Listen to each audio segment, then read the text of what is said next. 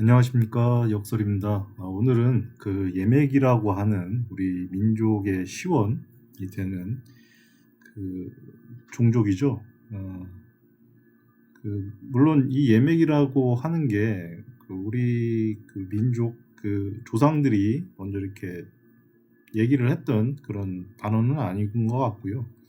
중국 사서에 보면 주로 이렇게 예맥이라고 하는 표현을 써가면서 이제 동이족들을 어떻게 보면 이렇게 분리해서 지칭을 한 그런 단어 같아요.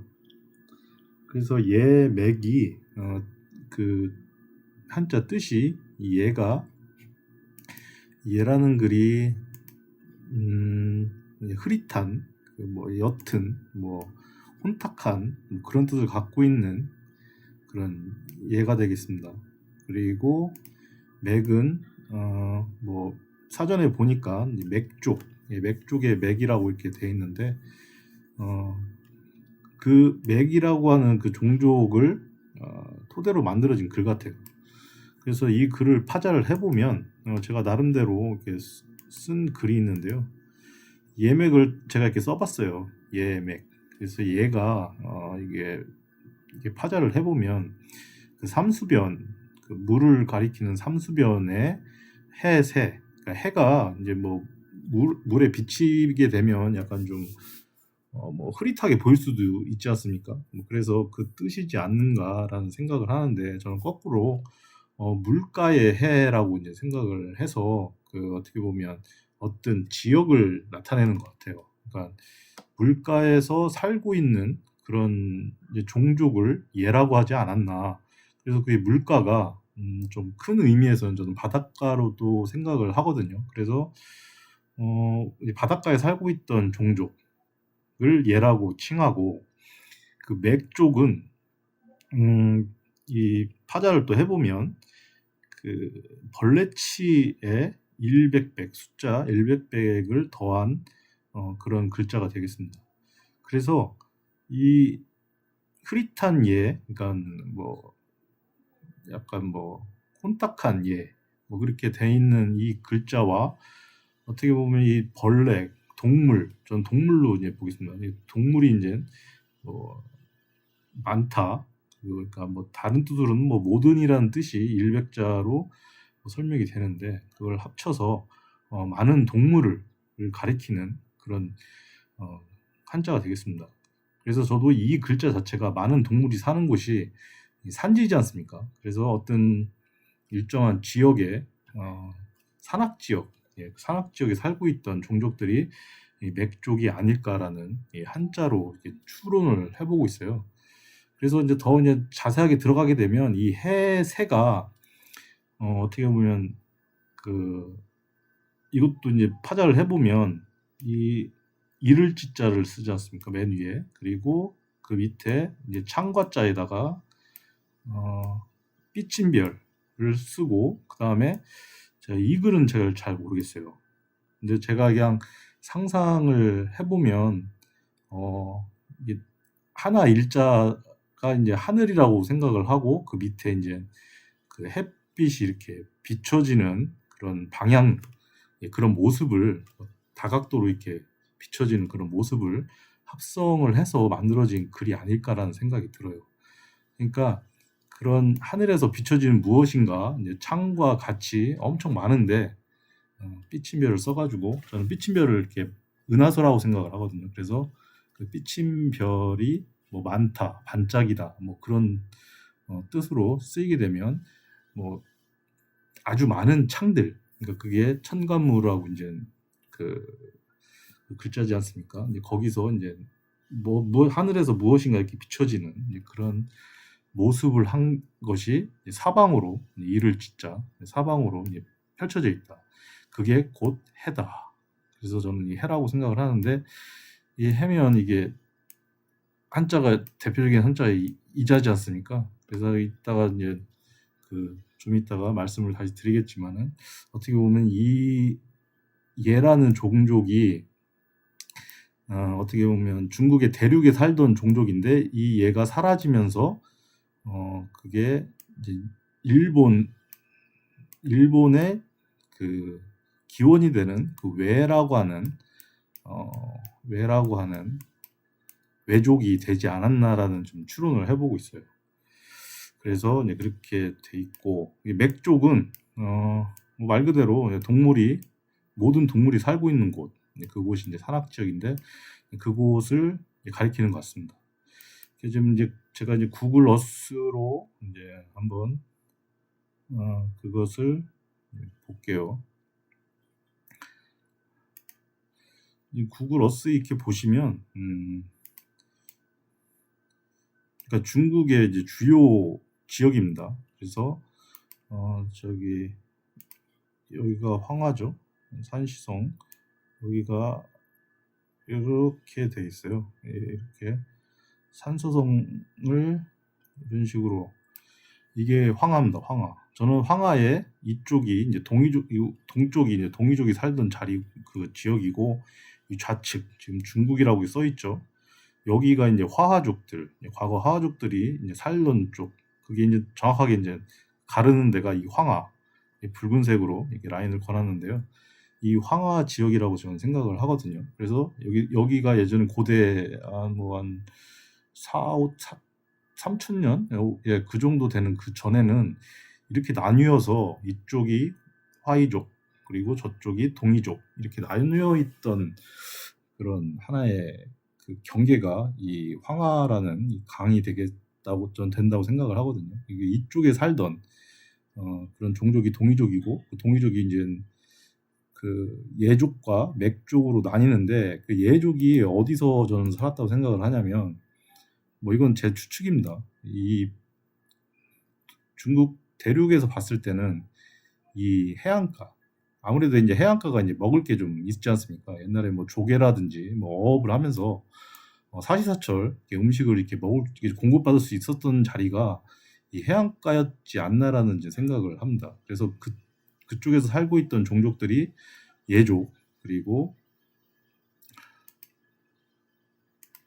이 산지, 이 산서성이라든지 이제 화북 지역에 화북성에 이제 이 산지 지금 이제 베이징이 있는 곳 그리고 만리장성, 만리장성이 있는 그쪽이 상당히 그 산지가 많은 걸로 알고 있어요. 그리고 요동성, 요동성 지금 요동성 그리고 여기 요동성과 화북성 사이에 요섭지방 그리고 한반도에 지금 북한 이쪽 산지 이쪽까지 살았던 종족이 저는 맥족이라고 생각을 하거든요. 그래서 예맥족이 해가지고 이쪽 지역을 이제 아우르는 그런 종족들이 전 된다고 생각을 합니다. 그리고 이쪽 예족들이 살던 데가 바다뿐만이 아니라 이게 강들이 되게 많은 걸로 알고 있어요. 예. 그 중국 지형을 보면 지금은 중국 땅이지만은 이쪽이 이 강들도 많고 바다도 이제 인접하고 있어가지고 이렇게 그 예족들이 많이 살았던 것 같아요. 그래서 그것을 이제 중국 쪽에서 이제 바라봤을 때 이제 맥족과 예족, 예족을 합쳐서 예맥족이라고 이렇게 전해지는 것 같아요. 그런데 이 예족이 어떻게 보면 이 발전을 할 때 예족들이 크게 이제 왕성하게 이제 크게 이제 됐을 때는 이 맥족까지 다 이렇게 확장을 해서 그렇게 나라를 이렇게 좀 세웠던 것 같아요. 그래서 이제 그 국가가 저는 부여라고 생각을 하거든요. 그래서 부여가 강할 때는 북부여라는 명칭이 있었어요. 그래서 북부여가 이렇게 이제 크게 중국 내륙과 어떻게 보면 이게 한반도까지 이쪽까지 저는 부여의 영역이라고 생각을 하거든요. 근데 우리 역사 우리가 학교에서 저기 국사를 배울 때는 이쪽 그 하얼빈이 있는 그 송화강 유역이라고 이제 부여를 배웠는데 그거는 아닌 것 같고 이제 부여가 이제 확장을 해서 이제 북부여가 되고 이제 지금의 베이징 그쪽으로 이제 확장을 해서 이제 나라를 크게 이제 만들었을 때가 이제 북부여 그리고 동쪽으로 어떻게 보면 그 화이족한테 이제 밀려서, 그리고 뭐 다른 그 이쪽 유목민족에 이제 밀려서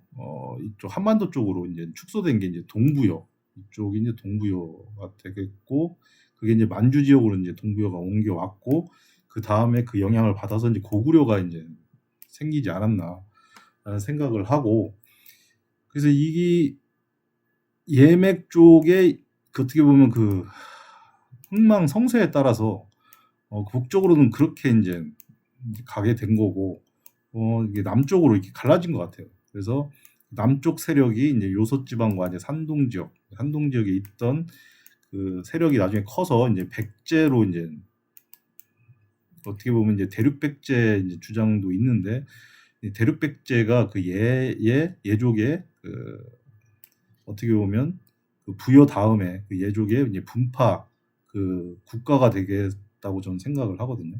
그러면서 그 예족이 이제 백제로 가기 전에 이런 이제 바닷가라든지 이런 좀 이런 데를 그 어떻게 보면 이게 식민지라고 해야 되나요?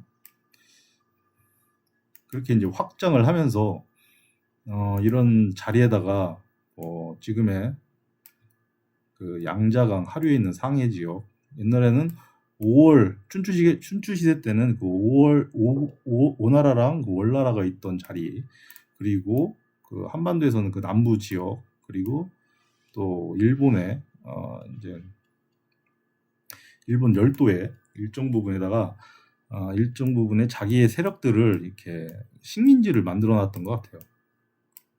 그래서 그 세력들을 그 외라고 불렀던 것 같고요. 그래서 그 외가 한자로 보게 되면 이게 뭐 사람인 변에다가 사람인 변에, 그리고 벼화자에 여자 여자를 이렇게 쓰거든요.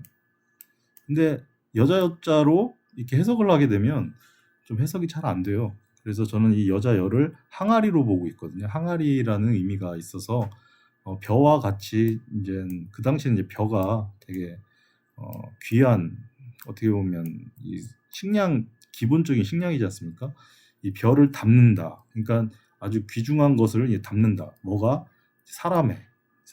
그러니까 자기들의 어떻게 보면 그 예족의 후대, 그리고 가족들을 도피시킬 수 있는 그런 지역이 그 외라고 하는 외족이 거기서 이제 발원이 된 것 같아요.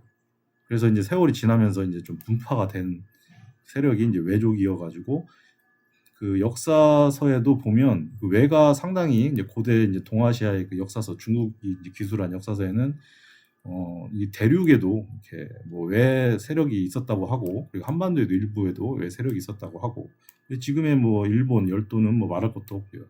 이게 외에 그 어떻게 보면 그렇게 이제 예족이 이제 분파가 된 것이 저는 외족이라고 생각을 하는데, 지금 뭐 일본은 거꾸로 자기네들이 뭐 대륙을 점령했었다, 대륙을 일부 점령했었고 뭐 한반도도 그랬다라고 하니까, 우리나라 그 역사에는 임나의 일본 부설 있지 않습니까? 이제 그런 주장을 이제 되도 않는 주장을 하는데, 거꾸로 대륙에서 있었던 그 예족이 한반도하고 일본으로 자기네들 일부 세력을 옮겼다라고 이렇게 저는 그 외라는 글에서 유추를 좀 하고 있어요. 그래서 뭐 그런 증거라고 하면 뭐 증거가 될 수도 있을 것 같은데, 그 우리나라의 전남 그 이쪽이 이제 붉은색과 일본 뭐 이쪽 땅의 열도 끝에 이 땅을 이름이 뭐죠? 규슈라고 하나요? 예, 규슈 쪽에도 보면 그 AB형을 갖고 있는 분들의 특이한 CIS AB형이 이렇게 그런 사람들이 있다고 하네요. 그런데 이제 이게 되게 특이한 그런 뭐 좀 그 혈액형이라서, 이게 어떻게 보면 그 과거에 그런 그 외족들이 대륙에서 넘어오면서 이제 그런 아주 특이한 그 혈액형이 아직까지도 이렇게 이쪽 지역에서 살고 있는 분들의 혈액형에 이게 발원이 되고 있다라고 어떻게 보면 유전학적으로도 이렇게 증명이 되고 있거든요. 그래서 이렇게 설명을 대충 드리면 그렇고요. 다시 돌아와서 예맥 쪽은 우리 민족의 시원이 되면서도 그 예맥 쪽이 이제 발전을 하면서 국가로서 이제 발전을 하면서 이동됐던 이제 그런 것이 우리나라의 어떻게 보면 그 역사에 아주 중요한 그 단초가 되는 그런 종족이었던 것 같습니다. 그래서 저는 오늘 이 한자 예맥이라고 하는 한자를 통해서 한자 공부도 하면서 우리나라 역사에 대해서 제 뇌피셜을 잠시 소개를 했습니다. 예, 오늘 영상은 이것으로 끝내겠습니다. 역설이었습니다.